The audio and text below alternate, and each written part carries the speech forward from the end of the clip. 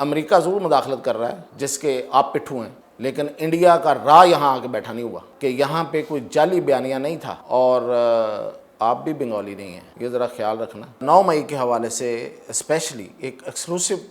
Corps commander conference ہوئی تھی، اس کے بعد جو پریس کانفرنس تھی یہ اسی کا تسلسل تھا۔ D G I S P R نے 2 ٹوک پیغام دے دیا ہے، اور یہ ضرورت جو مجھے لگتا ہے وہ ان کو محسوس ہوئی، وہ جو افواہیں پھیل رہی تھیں اور میں ساتھ ساتھ اپڈیٹ کر رہا تھا، کوئی ڈیل نہیں ہو رہی، کوئی مذاکرات نہیں ہو رہے، اور وہ اب بھاگ گئے ہیں، اب ختم ہو گئے ہیں، اب عوام سڑکوں پہ آ گئے ہیں، اور لکھا ہوا ہے آگے کیا لکھا ہے، وہ از نیکسٹ، جس پہ سینا واجد جو تھی وہ ڈیپینڈنٹ تھی، اور اس کے پیچھے ان کی غلط پالیسیاں تھیں، معاشی غلط پالیسیاں، جو آج کہا جا رہا ہے کہ وہ بہت بڑا سمبل تھی۔ ایک ابھی میں سینئر صحافی کو سن رہا تھا کہ نہیں جی وہ جو بھی تھا، لیکن وہاں معاشی ترقی، کہاں معاشی ترقی بھائی، اس کی معاشی ترقی کے سارے دعوے جو ہیں وہ غلط ثابت ہو چکے ہیں، آئی ایم ایف نے کیے۔ ہم بات کر رہے ہیں اس وقت D G I S P R کی پریس کانفرنس کی۔ D G I S P R کی پریس کانفرنس میں ایسا کیا تھا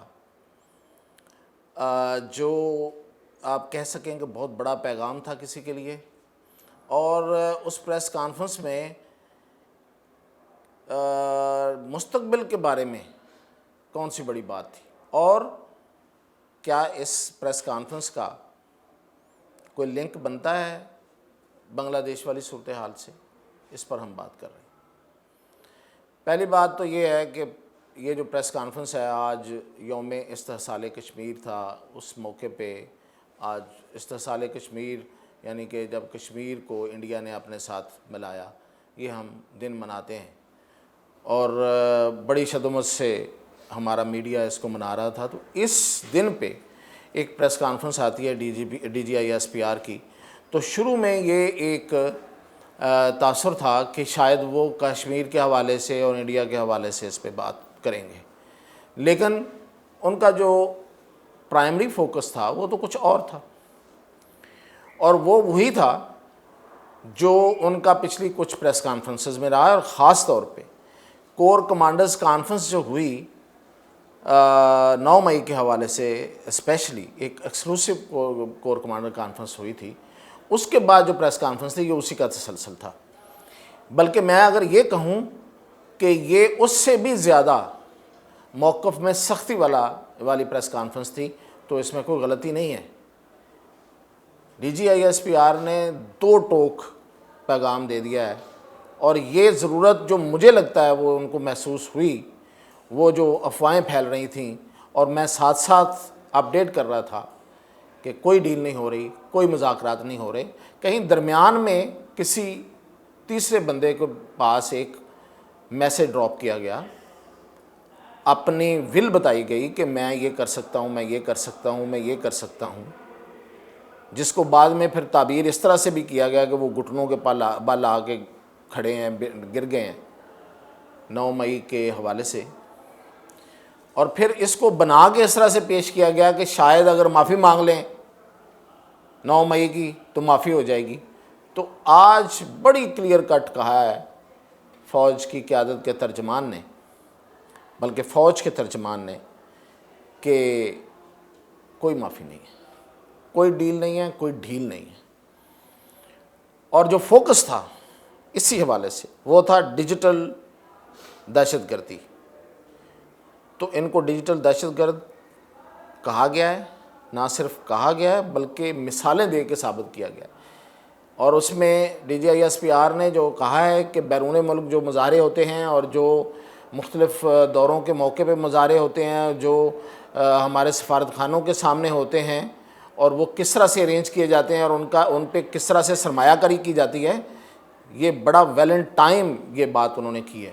کیونکہ اس میں کوئی شک نہیں ہے، یہ سب کچھ ہو رہا ہے۔ ایک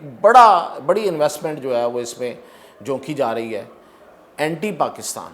یہ اینٹی پاکستان ہے۔ اگر اب آپ نے یہ کل یا پرسوں کا برطانیہ کا ایک مظاہرہ دیکھا ہو، تو اس میں وہ صاحب ایک کھڑے ہو کے کیا کہہ رہے ہیں کہ پاکستان کو پیسے بھیجنا بند کر دو بیرون ملک پاکستانیوں، اور پھر یہ کہ عالمی ادارے اس کو امداد دینا اور اس کو کسی قسم کی فنڈنگ اور لون دینا بند کر دیں پاکستان کو، تو یہ اینٹی پاکستان نہیں ہے۔ تو اس کو ڈیجیٹل دہشت گردی اور اس کے بعد جو سوشل میڈیا پہ جس طریقے سے کیمپینز چلائی جاتی ہیں، میں آج کی مثال بھی دوں گا آپ کو، تو اس پہ بڑا سخت موقف رکھا ہے DGISPR نے، اور جو اس میں بات ہے اندر کی وہ یہ ہے کہ پھر اب سخت قوانین آ رہے ہیں، اب سخت قوانین مطلب وہ بن چکے ہیں، اور وہ صرف ان کی جو ڈرافٹ ہیں وہ تیار ہیں، اب وہ قومی اسمبلی میں پیش ہونے ہیں اور وہ قانون بننے ہیں اور قانون بن کے وہ نافذ ہونے ہیں۔ تو ڈیجیٹل دہشت گردی کو بھی اسی طرح لیا جائے گا جس طرح سے دوسری دہشت گردی کو لیا جاتا ہے۔ تو اس لیے یہ پریس کانفرنس بہت سخت پیغام ہے 9 مئی والوں کے لیے۔ اور دوسرا، اس میں اس کا لنک کیا بنتا ہے بنگلہ دیش کی صورتحال سے؟ تو لنک تو کوئی نہیں ہے، کوئی ایسا کویشچن نہیں ہوا کہ اس کا جواب نہیں ہوا، لیکن لوگوں نے لنک جوڑنے کی کوشش کی، اور کنہوں نے جوڑنے کی کوشش کی وہ ذرا غور کریں آپ۔ مشاہد حسین سید جو شروع سے اسٹیبلشمنٹ کی گود میں پلے ہیں، وہ عالمی اسٹیبلشمنٹ ہو یا وہ ہماری یہاں کی پاکستانی اسٹیبلشمنٹ، انہیں جو بھی ملا وہ اسٹیبلشمنٹ کی بدولت ملا۔ ٹھیک ہے، میاں نواز شریف بھی ایک وقت میں ان پر بڑے لٹو تھے، ان کی انگریزی کی وجہ سے، ان کے تعلقات کی وجہ سے، کہ وہ بڑی اچھی کوارڈینیشن ہے ان کے لوگوں کے ساتھ، بڑی اچھی PR ہے خاص طور پہ امریکنز کے ساتھ۔ لیکن بیسیکلی تو ان کی اصل میں تو CV کا جو سب سے بڑا ان کی جو کوالیفیکیشن تھی وہ تو اسٹیبلشمنٹ تھی نا، اور امریکی اسٹیبلشمنٹ بھی تھی۔ آج انہوں نے اپنا ایک ٹویٹ لکھا ہے بنگلہ دیش کی صورتحال پہ، اور اینڈ پہ یعنی کہ پوری ڈسکرپشن کے بعد کہ یہ ہوا، عوامی طاقت جو ہے نا وہ سامنے آ گئی، حکمران جو ہیں وہ جو ڈکٹیٹر تھے، جو دبا رہے تھے، جو قوانین لائے تھے، جو جیلوں میں بند کر رہے تھے، جو یہ کر رہے تھے، جو وہ کر رہے تھے، اور وہ اب بھاگ گئے ہیں، اب ختم ہو گئے ہیں، اب عوام سڑکوں پہ آ گئے ہیں، اور لکھا ہوا ہے آگے کیا لکھا ہے، وہ از نیکسٹ، یعنی کہ وہ پاکستان کو نیکسٹ بنانا چاہ رہے ہیں۔ آپ چاہ رہے ہیں یہ صورتحال پاکستان میں بنے؟ کوئی نہیں چاہتا۔ اگر یہ بنگلہ دیش میں بنی ہے تو اس کی ایک خاص بیک گراؤنڈ ہے، اس کے پیچھے ایک جعلی بیانیہ تھا، اس کے پیچھے انڈیا تھا جس پہ حسینہ واجد جو تھی وہ ڈیپینڈنٹ تھی، اور اس کے پیچھے ان کی غلط پالیسیاں تھیں، معاشی غلط پالیسیاں، جو آج کہا جا رہا ہے کہ وہ بہت بڑا سمبل تھی۔ ایک ابھی میں سینئر صحافی کو سن رہا تھا کہ نہیں جی وہ جو بھی تھا، لیکن وہاں معاشی ترقی، کہاں معاشی ترقی بھئی؟ اس کی معاشی ترقی کے سارے دعوے جو ہیں وہ غلط ثابت ہو چکے ہیں، IMF نے کیے۔ لوگوں کے پاس روزگار نہیں تھا، روزگار ہو تو اتنی بڑی وہ جو موومنٹ ہے وہ نہیں اٹھتی، بے شک جو بھی مسائل ہوں۔ تو یہ جو بھی تھا طلباء کی روزگار کا مسئلہ تھا بیسیکلی، تو یہ معاش سے ریلیٹڈ ہے بھائی، تو اس کو آپ کہہ رہے ہیں ہو از نیکسٹ۔ اور پھر فواد چودھری، وہ بھی تو آپ کو پتہ ہے نا کہ وہ اسٹیبلشمنٹ کا ہی پٹھو تھا، اور آج بھی وہ بننے کی کوشش کر رہا ہے دوبارہ سے۔ اور وہ کیا، وہ فیض صاحب کی وہ نظم کہ ہم دیکھیں گے، اور آگے لکھا ہوا ہے کہ کب دیکھیں گے، ہم دیکھیں گے کب تاج اچھالے جائیں گے، کب تخت گرائے جائیں گے، سوالات اٹھا رہے ہیں۔ تو پاکستان میں بھائی پہلی بات وہ صورتحال نہیں ہے، دوسری بات یہاں پہ امریکہ ضرور مداخلت کر رہا ہے جس کے آپ پٹھو ہیں، لیکن انڈیا کا راہ یہاں آ کے بیٹھا نہیں ہوا۔ اور تیسری بات یہ ہے کہ یہاں پہ کوئی جعلی بیانیہ نہیں تھا، اور آپ بھی بنگالی نہیں ہیں، یہ ذرا خیال رکھنا۔ آپ اپنے گریبان کی طرف تو جان کے دیکھیں، بڑے انقلابی بنے پھرتے ہیں۔ آپ کی اٹھان، آپ کی پروان، آپ کی نشو و نما، آپ کی نشو و ترقی کیسے ہوئی تھی؟ تو یہ خیال رکھنا بڑا ضروری ہے۔